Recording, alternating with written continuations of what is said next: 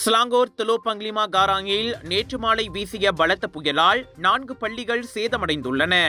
SMK சிஜாங்காங் ஜயா, SK சிஜாங்காங் ஜயா, SK கம்புங் மேடான், SK Jalan Tanjong ஆகியவையே அப்பள்ளிகளாகும். கூரைகள் பறந்து வகுப்பறைகள் சேதமாகி சில இடங்களில் கட்டடத்தின் பாதுகாப்பும் பாதிக்கப்பட்டது.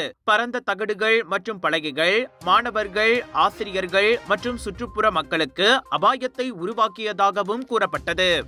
இதையடுத்து பாதிக்கப்பட்ட பள்ளிகளில் உடனடி பழுதுபார்ப்பு பணி மேற்கொள்ளப்படும் என கல்வி அமைச்சு உறுதியளித்துள்ளது. தொழில்நுட்ப மதிப்பீடு குழு ஏற்கனவே சம்பவ இடங்களுக்கு அனுப்பப்பட்டு சேதங்கள், செலவு திட்டம் மற்றும் கால அளவை கணக்கிடும் பணியில் ஈடுபட்டுள்ளது. இவ்வேளையில் கற்றல் கற்பித்தல் தடையில்லாமல் தொடர சில வகுப்புகள் தற்காலிக அறைகள் அல்லது மாற்று இடங்களுக்கு மாற்றப்படும் வாய்ப்பும் உள்ளதாக KPM கூறியது.